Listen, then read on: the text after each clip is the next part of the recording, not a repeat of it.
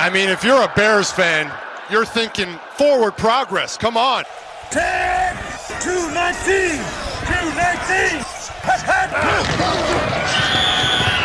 Forward Progress, a Chicago Bears podcast with Dan Bernstein and Matt Abaticola on 312 Sports.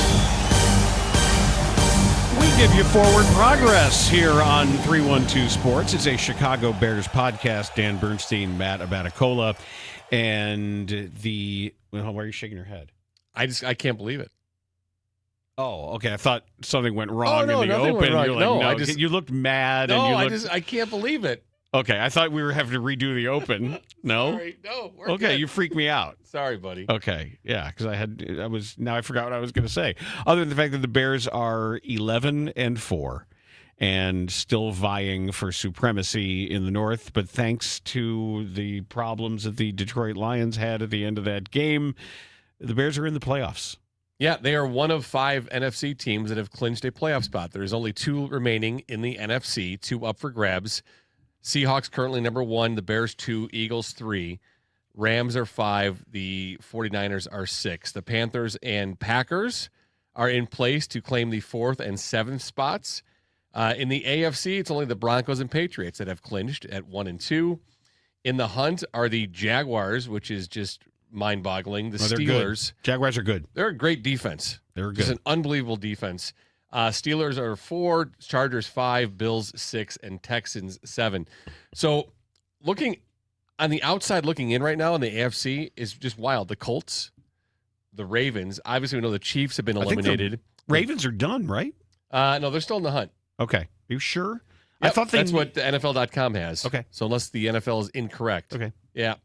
They still have the Colts and Ravens on the bubble, the Lions and Buccaneers on the bubble. Just wild. But yeah, I was shaking my head because I can't believe the Bears are 11-4, clinched a spot yesterday. Yeah, this is now the key is just to make sure that this isn't fluky, to make sure it's real. And with all the excitement and all the comebacks, now everything is ratcheted up. And the Super Bowl standard to which we hold the Bears all the time, and that everything is judged through the standard of how is Ben Johnson going to lead this team to a Super Bowl championship, now it's more immediate.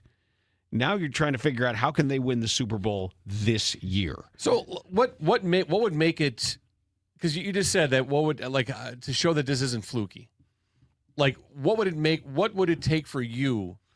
And maybe it already has for you, and you were just speaking in general terms there, but what would make it for you not be fluky? To not have to stage these comebacks. Okay. I mean, primarily, it's just the way they're doing it. And because there's some numbers here that Mike Sando put together with The Athletic. He said, according to True Media, the Bears are the 319th team since the year 2000.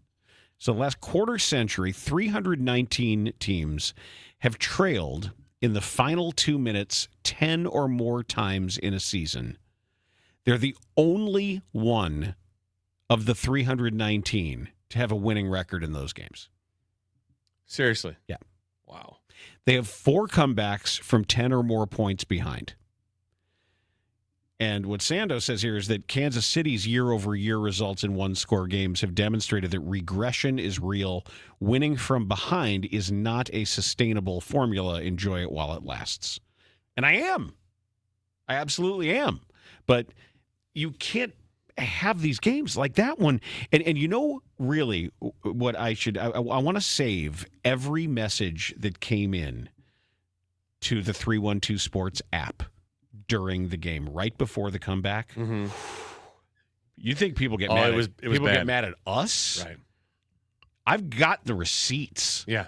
I've got all your receipts. You left us messages. People were done. You left us messages burning it all down. Yep, they were done with Ben Johnson. They lost to the Packers. Done with Caleb. This is the wrong guy. Caleb Williams. This isn't the guy. Put in Bajent. Whatever you want. You left those voice messages that are now our property.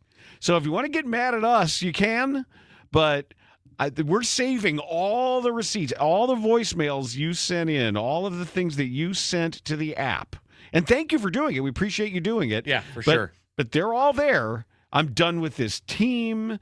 this is a mistake. I can't believe that they got so badly outplayed by the Packers. Oh, just look at the comments in our YouTube postgame show that were there before we started the show. Yep. I mean, The it's all anger. there. Yes. It's all there. So I get what you're saying, and I don't totally disagree with it. And obviously the numbers are there to back it up. But for me, it was the Eagles game that started for me that this wasn't a fluke. That's the Eagles game did it for me. Then you have the first Packers game, which they had a shitty first half, but the second half was very different, obviously. Regardless of what the scheme was, that was different. They were still there, had a shot. Caleb made a bad throw.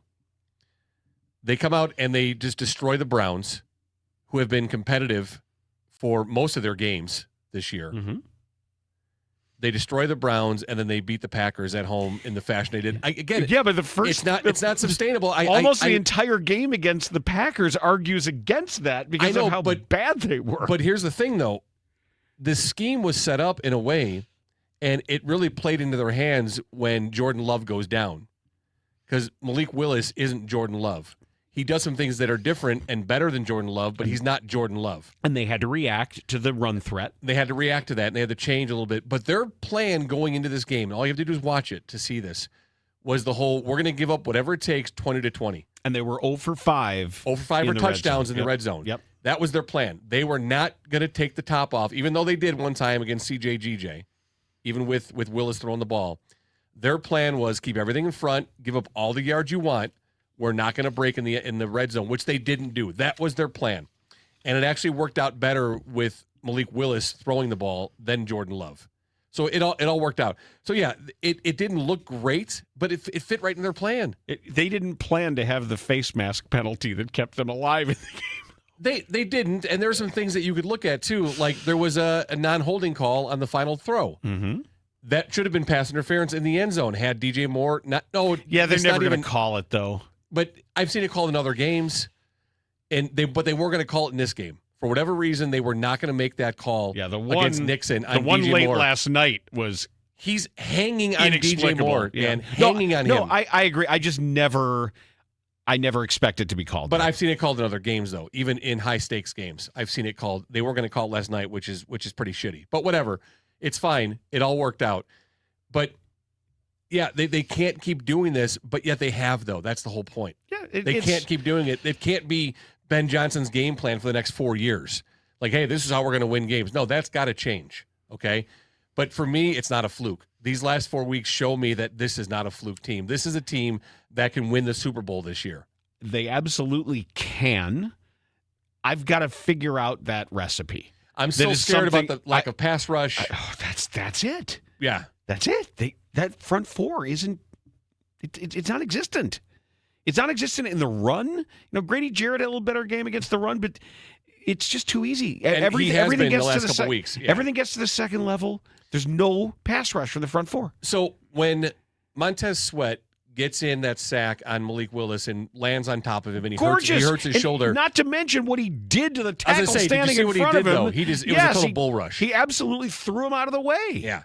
Do that earlier. Like, I don't get it. Do that like, more. You have that ability at times. It was like there was a child in front of him. That's how easy it looked. Yes. You got to do that more. And I understand why they spent money on Dio Dengbo. And he's not here. And if Austin Booker is showing these signs of life, which is fine. As I've mentioned several times, I'd rather he be too violent and too stupid than the opposite. Yeah, and we'll talk more about that. We got some audio cuts here, too, as well. I want to get into from Ben Johnson. You want to do that now? You want to play some audio? I'm here. Okay. Sure. Why not? All right, let's do that. No reason to wait. So let's go with this one first. All right, so this is Ben Johnson. He was asked about the ability for the team to keep their poise in these big circumstances. I mean, you have a roster full of guys, most of them who've never experienced playoff football, never experienced big regular season games in December. So he was asked about that. I think it's good for our entire team. We got a lot of guys that don't have playoff experience or don't have meaningful games in December experience, right? I mean, it's when you look at it, and so it's a little bit foreign territory for a number of them. We talk about keeping our poise and what it takes to win these games, and I think we're going to continue to get better and learn how to handle them. What I wasn't happy with here today were the number of penalties we had. We had a couple of those 15-yard variety that I thought we could have, done a better job just making sure we didn't commit those, and that would have helped us a long way. And again, especially with the weather being the way it was, every yard mattered in a game like this. So overall, though, I think they handled it really, really well. So here's what he's talking about there, and he says there's a couple that we should have handled better, not commit, and he's not talking about Booker at all. He's talking about DeMarco Jackson, and he's talking about Jalen Johnson. Those are the two penalties you avoid because you deliberately executed those moves. The DeMarco Jackson to bring those penalties on. That was just weird. Stupid. Just beyond stupid. You have absolutely no reason. And I get it. He was amped up.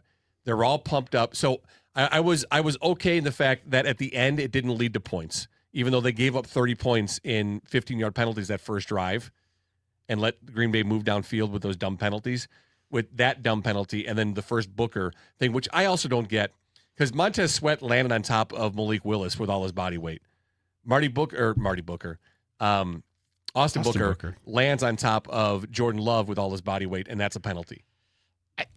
I don't understand how you don't land on someone with all your body weight when you're landing on someone. They make you. They want you to turn in midair. They want you to violate the rules of physics sometimes. Yeah, it's just stupid. It's stupid. Yeah, and if there's no damage done, and you tackle somebody and happen to land on top of them, there should be a little more of a judgment. I don't necessarily think that the letter of the law, enough of you was on top of the quarterback to necessitate, I have to throw this flag now. Right, because if you're doing it that way, then they should have called a flag on Montez Sweat. And he actually did more damage. He actually hurt Willis's shoulder by landing on it the way he did. You saw him immediately reach for it. So it's dumb. So Ben's not talking about those. He's talking about the Johnson one. He's talking about the Jackson one, which is just stupid. There's absolutely no reason. And then at that point, Jalen Johnson knew exactly what he was doing. He threw his forearm into his helmet. It's forcible contact to the head. You can't do it. Yeah, but the other ones, the Booker penalties are not what he's mentioning there. That's not at all. And again, like you, I'd rather have him be extra violent. It worked out because it didn't lead to points, which is great. I'd rather have to dial that back on somebody because their instinct is to destroy everything in front of them. Right. Instead of trying to say, hey, you need to go make a tackle, please. Right. Go do something. Yeah, be more physical. Right. So that's good. So that's Ben talking about that there. He's also asked about the 4th and 1 play on the first drive. And I've had after reviewing it and listening to Ben and thinking about it, I've had a change of opinion on this. We got our short yardage plays during the week, and that was one that felt strongly about, obviously. And probably last thing in my mind was that the ball was going to go over the head. What made you feel strongly about that, given that not something we see every week from you guys? Just what I saw on tape and what it looked like in practice during the week. All right. So after the game, we were both pretty animated about that play and that play call. Kind of feeling himself, not necessary, just hand the ball. At that point, you were running 5-6 yards of carry. Too cute. Just run it. So we know this from Ben now that he'll implement new plays, even new formations on Thursday for a game that weekend. This was one of those plays. So was the game winner. Correct. And that formation that we talked about and loved last week, we talked about at length. The bully formation? The bully formation was something new they put in. They put this in on short yardage plays, which is Thursday or Friday. So this was a new play that was executed well during practice. How could he have thought that Dahlman was going to launch one over Monungai's head? Right? Because it hadn't happened in practice. There was no issues with it. It was just a bad snap. It was a lack of execution on the center. So I'm okay with it because it worked in practice. It was a play that obviously you bring the tight end up behind center. You have your running back deep in the backfield, and you have your quarterback out. They've already had a play where the ball was thrown to the quarterback going out for a pass. Yeah, I think the larger issue is get used to it. That if you have a problem, and this is to me too, because I can get kind of grumpy conservative when stuff like that happens too. Yeah. But I'm going to have to get used to it. Yeah, you're going to have to get used to it. There's going to be more of this. And had Dahlman executed that play, they probably get the first down, the touchdown. Yeah, and Johnson is even more of a folk hero. Right, for sure. But the whole thing, and we can't say that we trust Ben and then criticize him when the players don't execute a play that he calls. I'm learning that too. Yeah. You're right. I need to get used to this. There's going to be a lot more cute when there doesn't need to be cute, because that's how he rolls. So now I'm wondering, what are the complements to that play? Because we know it was going to be a direct snap. That's a run. It's the fake snap over the head. That's what's next. Okay. Just like Stumble Bum, the play that was used by the Lions against the Bears, the next one is going to be everybody reacts as if the ball has gone over that, because everybody else has their head down. They can't see it. They can just see the reaction. It's almost a Ruski is what you're going to have to do. So the fact that they weren't able to execute it, is that still enough to have that on tape for teams to think about? Sure. Okay. Of course. So now I think you get the direct snap that's either given to Caleb, who runs through in motion, gets the ball to throw. Like a jet sweep action? Yeah, but he's throwing, though. Moving to his right, throwing the football. Okay. So I don't know. I'm just wondering. I'm curious to see what compliments he has. So Monungai jumps and looks as if the ball went over his head. Okay. But it doesn't. So that's an after the fact. And then Monungai runs, yeah. and then you get a quick flip. Okay. A quick shovel flip to him as everybody is trying to figure out where the ball is. But yeah, we'll see what develops with that. And so the whole point being, we can't trust Ben Johnson, compliment Ben Johnson for his play calling and leading the team, and then get mad because Dahlman didn't execute a snap. Part of me is still going to get mad because they were averaging 5.8 yards per carry at that point, and you have maybe the best center guard run blockers in the league right now. So I can't let it go entirely. Okay. So I've got some old hardwired football nature.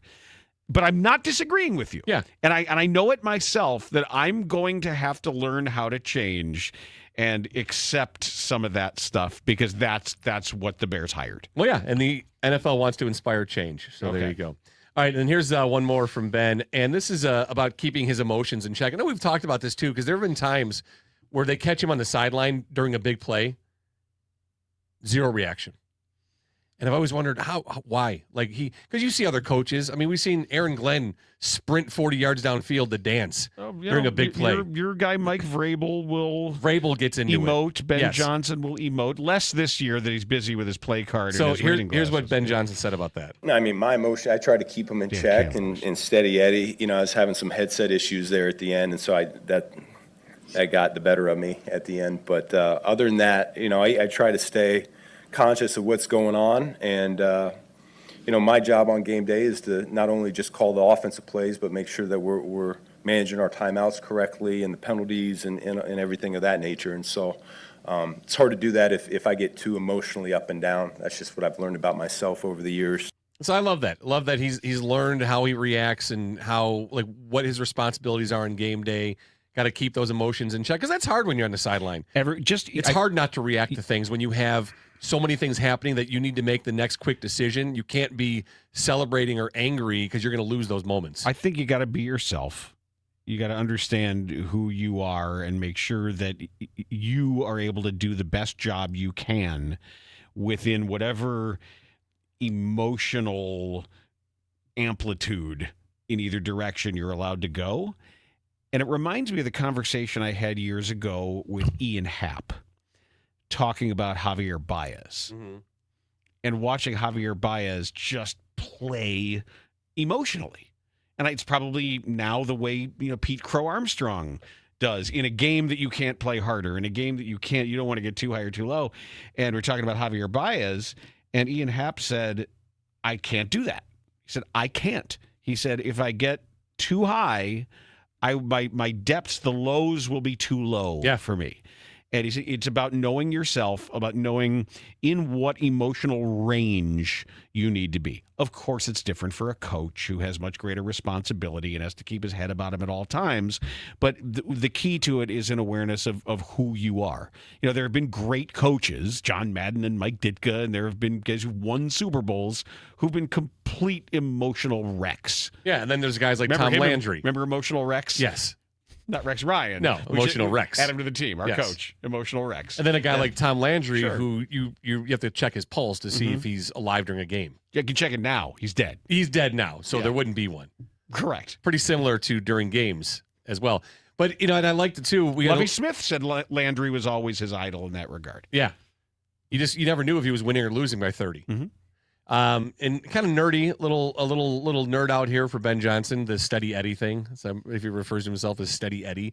But did we catch the headset issue on camera? Was it on the broadcast at all? Because I didn't hear anything about it or see it until I heard Ben's cut. No, I know they had a heater issue that the heater Well, the went Packers did, right? Yeah. And usually if there's a headset issue in your building, it should be the visiting team. Right, not the head coach for your team. Whatever, the new wiring, the new equipment should be on the home side. The recycled or old stuff should be on the other side. So he clearly reacted in a way that is different than how he normally is, but the broadcast missed it because I would have loved. Like, was he throwing his headphones?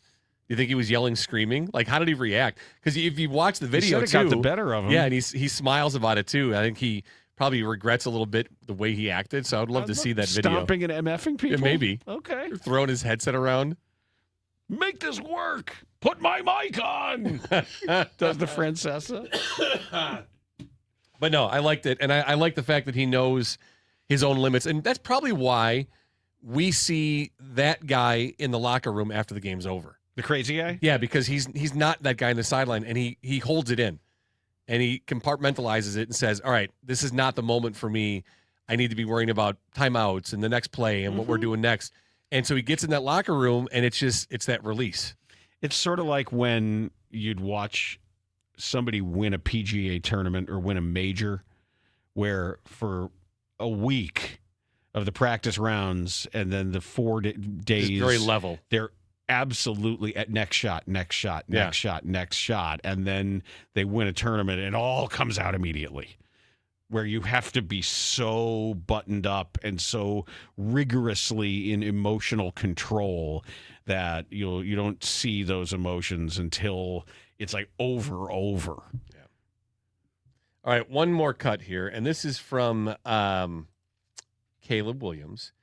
And we talked about a nickname for the interior of the offensive line, and we know that Caleb has a nickname. He calls them the Avengers. That's the whole offensive line. Right. Yes. So now he lets us in on three of the players what their Avenger nicknames are. Got it. In this cut. Okay. Caleb, I saw you in the locker room kind of dapping up your offensive lineman individually. What were you telling them? What were you saying to them? I always kind of dap everybody up after the game. I make sure I give my thanks to everybody because the QB, the position I'm in, there's not, the scout team, the defense, the offensive line, wide receivers, you wouldn't be able to do without those guys. And so want to go around and, give my appreciation to everybody. That's important to me. And then, to the offensive line, I was just, giving my thanks of Hulk and Red Hulk and Dr. Strange and all those guys. So it gives us three. So our question from our friend there, Carmen Vitale, about the, going around the locker room, dabbing guys up. We also know that Caleb ran around the entire stadium and high-five fans. Mm-hmm. So he's doing that, and then Hulk? Red Hulk. So I want to ask, does he say Red Hulk or Red Hawk? Red Hulk. You sure? Yeah, it's a different Hulk. Well, I know, but Red Hawk is also a Marvel character. But he's not an okay. Well, yeah, I know, but he it's yes. Are you sure? Yes. Look it up. Red Hawk. Oh yeah. So listen. Of Hulk and Red Hulk and Dr. Strange and all that. So is it Red Hulk? Red Hulk. He says Red Hulk, right? Okay. Because then I was like, wait, did he say Red Hawk? Red Hawk, the son of a Cheyenne chief who was a traveling adventurer and car salesman, paired up with Emilio Diaz. Estevez. What? I never heard of. You never heard of Red Hawk? No. Yeah. Hulk and Red Hulk and Hulk. Dr. Strange. I heard an L in there. So Red Hulk. That's what I thought it was at first, but not Red Klotz. Red Thaddeus Ross is Red Hulk. Who's who? So Dr. Strange is got to be Dolman, right? Yeah, the super smart guy who does the right. So I'm thinking placement. Hulk is Darnell Wright. Red Hulk is Jonah Jackson. Why? That's what I immediately thought. Okay. Right? Because they're kind of like the erase guys, destroy guys, big, powerful, athletic guys, where Dolman's the smart guy, so it's Dr. Strange. Okay. And then what would I want to know what Joe Tooney's Avenger name is. Right? But only Hulk is an Avenger, right? Yeah. Hulk's an original Avenger. Yeah, but it doesn't mean Doctor Strange. Let's not get Doctor Strange is not an Avenger. I know, but don't get too lost in the detail here. I won't. I don't know enough. I really don't. I'm a casual Marvel fan. Let's not get lost in those details. I'm not going to. But I mean, of those three nicknames, you think that's right though, right? Dolman's Doctor Strange. It's gotta be. He's a super smart guy, Stanford. Right. And then Hulk would be right, and then Red Hulk would be Jonah Jackson. I don't know enough about Red Hulk. Well, he's like Hulk, but he's red. That I know. Okay. Well, I didn't know what you said. But there's got to be a whole backstory. Isn't it the scientist that created the gamma ray thing? Isn't Thaddeus Ross the scientist that did the work to create the thing that made Bruce Banner into Hulk? No, but Thaddeus Ross doesn't turn into Red Hulk. He turns into something else. No, he turns into Red Hulk. I think. Okay, whatever. I'm over it. I just want to know who the others are. That's all I'm saying. We got three names, only one of which is an Avenger. Of course, you got to zap all the fun out of it. I'm not taking the fun out of it. I just want to know. Joker and Reaper. I just want to know. You guys having fun? Hey, let me step into this real quick. I'll zap that away quickly. I'll destroy all the fun. Yeah, your cheese grater. Oh, wait till you hear the cheese grater hat stuff. Man, it doesn't mean what you think it means. Let's just end the show. No, we got things to do. We have to talk about. As long as we're not going to have any more fun in this show, because I don't want you to feel obligated to destroy it. We have to talk about Caleb's progression. I'm looking at the list. I see the list on the whiteboard. I see it. And I can answer that question. All right, then answer the. So here's my question for you. What's the next step in Caleb's progression? Because I have an opinion on it. What do you think? What's the next step in Caleb's progression? Make the layups and improve your timing. That's it. I got these things there. Make your layups, make the easy throws, get them there, and when it is a tight throw it earlier. Not going to disagree there. But here's what I think. You better not, because I'm right. Right. You're not. But here's you could be right. But here's what I think that Ben Johnson's job is, his next task to unlock something in Caleb Williams. We know how he performs under pressure. He's even said earlier this year that when the stakes are higher and the pressure is greater, his breathing gets calmer, his heart rate goes down. He lives for those moments. And we see that on display. And he has shown that in his actions on the field, okay? Yep. How do we get that guy to be the guy who is playing in the not-so-high pressure stakes moments of the games? How do we get that guy to be there when there's 45 minutes left in the game and not 2.5? How does Ben Johnson unlock whatever that zeroed-in, laser-targeted focus that he has? How does Ben Johnson unlock that in the first quarter? Now, we know we've seen success on scripted plays. We've seen them have opening play drive touchdowns, which they didn't have at all last year. We've seen him. Now, they haven't done it as much in the second half of this year, but he's done it. So we've seen it. It's not a matter of being locked in or understanding what needs to happen. How does he take that laser precision focus when the pressure is high and bring that into the game when it's the middle of the first quarter or the start of the second quarter? I think part of that is tempo. Part of it is the speed at which you're running plays, and maybe you don't have enough time to do anything but rely on some natural ability and recognition skills. Something speeds up. Something processes things faster. If tempo has something to do with that, run some tempo stuff, see if that works. I also think that when you trail, the middle of the field is often open. That when the other team has the advantage of the clock and you don't, and you're racing against the clock, you're going to have inside leverage pushing things out rather than outside leverage pushing things in. And I do think he's taken advantage of that. He's been really good at that. How else then can you change the opposing leverage? If not, you're not going to try to lose. You're not going to try to be trailing. You're not going to try to trail. No, but how else can you set up your game plan? If you start the game with compressed formations and outside breaking stuff, later in the game, are you having more extended broad formations and have more inside breaking things and more, because he does seem to work the middle of the field better later in games. Listen to these numbers on Caleb Williams. But are you? Is this cool? Like, yeah, no, these are we're acceptable working points? through it. Okay. Yeah, working through it. Okay. So Caleb Williams on third down when trailing this season. Listen to these numbers. He has 7 passing touchdowns, which is number 1 in the league. He has a rating of 144.7, which is number 1 in the league.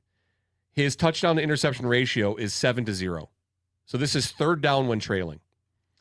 He has 25 passing first downs, which is tied for second. He has a completion percentage of 71.1, which is second. He has his passing yards per attempt is 10.5, which is third in the league. And he has 9 completions of 20 or more yards, which is first in the league. Wow. That's third down when trailing.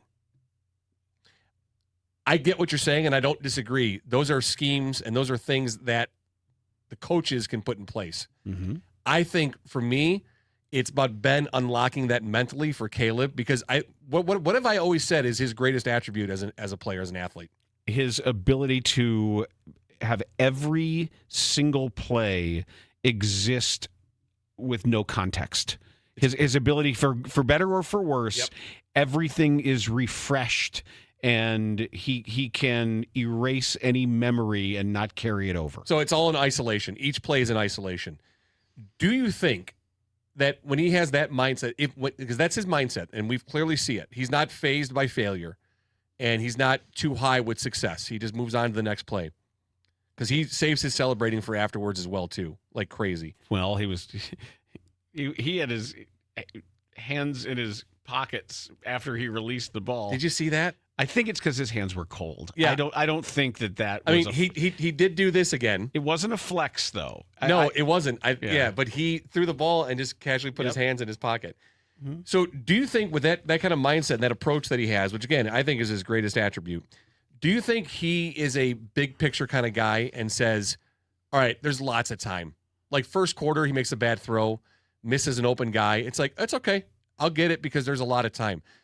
Does he need to kind of unlock a little bit of urgency when the opportunities are there, when it's not a high pressure moment, when it's not late in the game? I don't know that I'd mess with that. I don't know that I don't think I'd coach that directly. I think I would coach the technical stuff, Mm-hmm. and the technical stuff maybe carries into that and wipes that away a bit. I think, coach foot placement and where your hitch is, where your eyes are, the technical things, and I would let him learn the other stuff. I wouldn't work too hard on that. I think that's a less is more. I would trust him. Okay. On that. I think that is something in the bigger picture.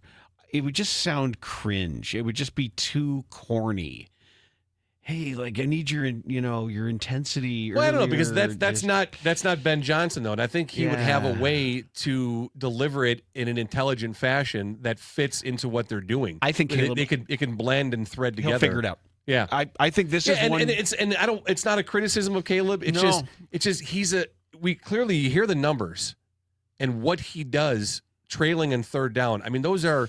I think that's going to come with age. Statistics. That's going to come with age and experience, and I'm not worried about that. Yeah, I'm not worried either. Yeah. But I just wonder, how can you get that guy that's in late game situations, that locked in focus, that precision that he has, and bring some of that into a game when, again, it's 45 minutes left. It's middle of the first quarter.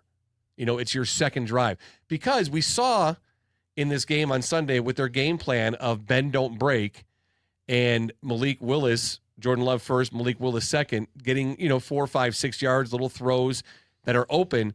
They didn't have a lot of possessions. Right. That wasn't you didn't have like you had in the Cleveland game where you had, I think, 10 or 12 possessions. You had 3 going into halftime. Yeah, they barely had a chance to get loose. Barely. As an offense. So when you have those moments when you might have 6 opportunities with the ball in a game, how can you get that guy that's locked in late earlier on? It depends on the game plan, depends on the scoreboard. Yeah.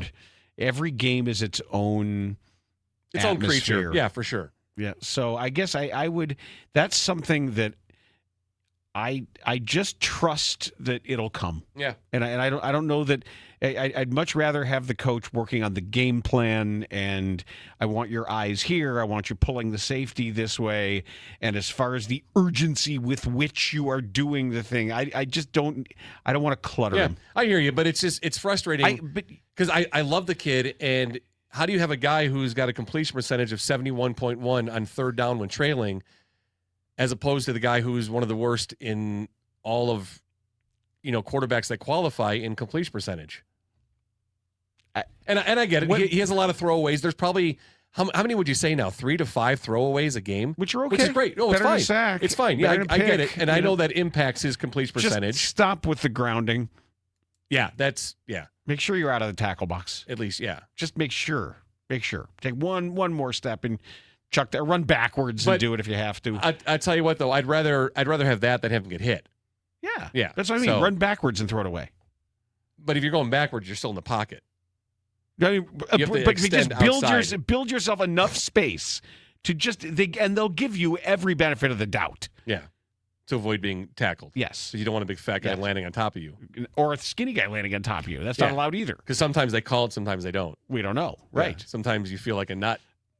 And sometimes you don't. Yeah. I think that when he's standing there in a gold jacket accepting his election to the Hall of Fame, that nobody's going to be talking about, hey, you remember that one year, your second year, when you had that weird third down success rate and it was overrating games? And I know, but I just think that's going to come out in the wash. And I'm sure you're right, but it's just that guy has that laser focus. And I'm not predicting he's going to be all. I'm just making a reference. Yeah, you are. I saw you made the bet. I'm not making a bet or a prediction. You already bought your plane ticket. To Canton? Yes. For that year, whatever. Yep. Not even knowing what would be 5 years after you bought him for like a retirement. 10-year span. So I've won every single year just You're in set. case. Yeah. Sure. Okay. You know what? I think with the Bears win over the Packers, I think it's impacted like the online NFL stuff.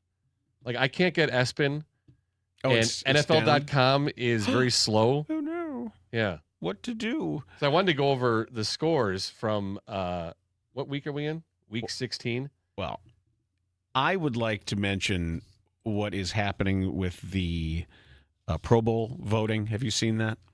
Not in about a week or so. I haven't looked. Okay. Well, the official final fan voting is in. The final results are in. I'm looking at Kevin Fishbane's Twitter here right now, but it's in multiple spots. Dahlman, Byard, Brisker, Taylor, Tooney, Wright, Edmonds, Darnell Wright, and Nashawn Wright, Swift, and Duvernay all voted first. Wow. At their respective positions. Caleb Williams voted third. Pro Bowl rosters come out tomorrow. The fan votes count for 1/3. Okay. The Bears got the most Pro Bowl votes by team. Caleb Williams got the 4th most of any player, trailing Travis Kelce. Ew. Ugh. That's the Swifties. Josh Allen and Drake May. Kevin Byard 5th. Wow. Kevin Byard 5th with 203,638. Well, isn't he still is he the interception leader? Yeah, I think so. Yeah. Caleb had 216,838. But once again, the Bears who were voted first at their respective positions, Drew Dahlman, Kevin Byard, Jaquan Brisker, Torrey Taylor, Joe Tooney, Nashawn Wright, Tremaine Edmonds, Darnell Wright, DeAndre Swift, and Devin Duvernay, who does not deserve to be that. No, he does not. You know. He does not. All right, real quick here on these scores. Eagles over the Commanders 29-18. Buccaneers lost to the Panthers 23-20. Browns in a close one. They just lost to the Bills 23-20. That was a fun game to watch. I was watching for the Myles Garrett sack record. Mm-hmm. Chargers over the Cowboys. They doubled them up 34-17. Saints over the Jets 29-6. By the way, they moved Matt Eberflus up. Yeah, into the booth. And you know what's next? Out of the building. Launched. Yeah. Catapult. Matt, go up there. Hey, Matt, go farther away. Yeah. Hey, for this game, sit in your car. we'll call you. Sure? Yeah, we'll call you. Yeah, I think you could get a better sense of everything if you're sitting in the car. Listen to the radio broadcast. Let us Brad know your Sham thoughts. will tell you everything that's going on in the game. The Jets, Dan, are 2 games away from having a season without an interception. So we're almost there. Still. Vikings over the Giants 16-13. Titans took down the Chiefs 26-9. Bengals over the Dolphins 45-21. Falcons Cardinals 29-16. Atlanta the wins there. Jaguars over the Broncos. That game you mentioned 34-20. Steelers and Lions 29-24. We had maybe the second weirdest play if the Seattle Seahawks 2-point conversion, the backwards pass where only Terry McAulay knew what was going on. Yeah. He's been great, by the way. He's been fantastic. And Zach Charbonnet picks it up, and it ends up being a 2-point conversion, and nobody really knew. That final play of Lions-Steelers, how was the momentum not considered stopped before the lateral? No idea. Like, even people on the field, players, when he lateraled it, were like, oh, come on. What are you lateraling? Let's go We've been standing here for an hour. Lions are trailing by 5. They get the ball in the deep in the red zone. They're in the lower half of the red zone. And the first touchdown they had was called back because your guy, Tesla, what a leap. he had a Oh my, did you see how high in the air he was? It was funny. Hank and I were watching, and I was like, see holy how high shit. he Look, got? I'm like, Hank, did you see how high he jumped? He was half a body length over the defender's head. I know. Was it Clark, I think? I said Tesla. Did he play volleyball or something? I don't know, but maybe you should think about it. But the first touchdown they had by Brown was wiped out because Tesla run a pick, and he dropped his shoulder right into the guy's chest. So that was a very easy one to call. Once I saw Brown that open, oh, he's a handsome man too. Is he really? Oh, he's pretty. Oh boy, no, seriously, look at just that. Yeah, what's his name? Isaac Tesla. Yeah, look at that. Look at that. The picture of him. He's got very symmetrical facial features. What are you saying, old boy? I'm complimenting he's a very good-looking young man. Oh yeah, he's a handsome kid. Yeah, I wonder if he played volleyball. He looks like he's a volleyball guy. Yes, I mean, yeah, he can jump. So anyway, so I saw he was that wide open. I immediately said, oh, there has to be a pick on that one, and there sure was. So then they get a second opportunity, and was it Brown again? I think Brown pushed off. So he pushed off. Mm-hmm. And they're calling it more this year across the league. I mean, it was real blatant, though. You have to just look like you're in a pattern. Pick plays are run constantly. It is the number one man beater in the league. But Tesla dropped his shoulder, ran right into the guy's chest, and then Brown really pushed off both hands. Mm-hmm. Clark goes flying back. Goff hits him, and he gets stopped, though, at like the 1 yard line, the half-yard line. And they start pushing him backwards. Ball comes out. Or no, he flips it to Goff. That's what he does. He gets stopped at like the half-yard line. He's going backwards. He flips the ball to Goff, and then Goff jumps in because 95 standing there not watching, just watching the play, doesn't hit Goff. Goff gets in the end zone. So they end up meeting. The referees, the officials meet for, it felt like 10 minutes. They were talking. They come out and they say that there was a touchdown on the play, but there was offensive pass interference on the push-off. Which negates the touchdown. And ends the game. And everybody has to go home immediately. Right. Yes. So, but he worded it incorrectly. So he has to go back on the microphone and say, oh, yeah, the touchdown doesn't count, though. Right. Remember that touchdown? Forget I said the thing about the touchdown. He's like, there was a touchdown on the play, and some fans start cheering. No, the first words were, the ruling on the field is a touchdown. And everybody went crazy. Yes. So then he's like, then there was offensive pass interference. There's also a bunch of other shit that happened. And then he has to go back on the microphone. He's like, oh, yeah, by the way, that touchdown's no good, though. It's not a good touchdown. Even though it was a touchdown, it's not a good touchdown. I mean, it was, but we're not counting it. Right. Here's why. So, that was something. That was quite the end of that play. So you get two offensive pass interference calls. He should never have been allowed to lateral that ball. No, the play's over. He was down. He was standing there for 2 seconds, and they'd stopped tackling him. Everybody had stopped, and then he's like, oh, take the ball. And a couple of the defenders like, what are you doing? That because 95 stood there. He didn't even hit. He was right next to Goff because he was like, oh, this play's over. Right. It was over. That's what was weird. It was as blatant as the side judge who came in to rule DeAndre Swift with a fumble, even though he'd been laying on the ground for several seconds. And somebody smacked it. Oh, that's the other thing I wanted to get to in last night's game. I forgot which receiver it was who hit the ground, caught the ball on the ground, hit his head, suffered a concussion. And they said, well, they slapped the ball. He just slapped the ball away from him at the end there. You remember we've talked about fencing response before? Yeah, so you where freeze up. Your arms come up like that? Yeah. That's what happened. Yeah. Nobody said anything. It was a classic concussion fencer's response to a traumatic brain injury. And it's not like he didn't just slap the ball away. His nervous system took over and released his hands because of an immediate reflexive response to a brain injury. Right. And luckily, and I'm screaming, get him off the field, get him off the field. He just got a concussion. Yeah. And they did.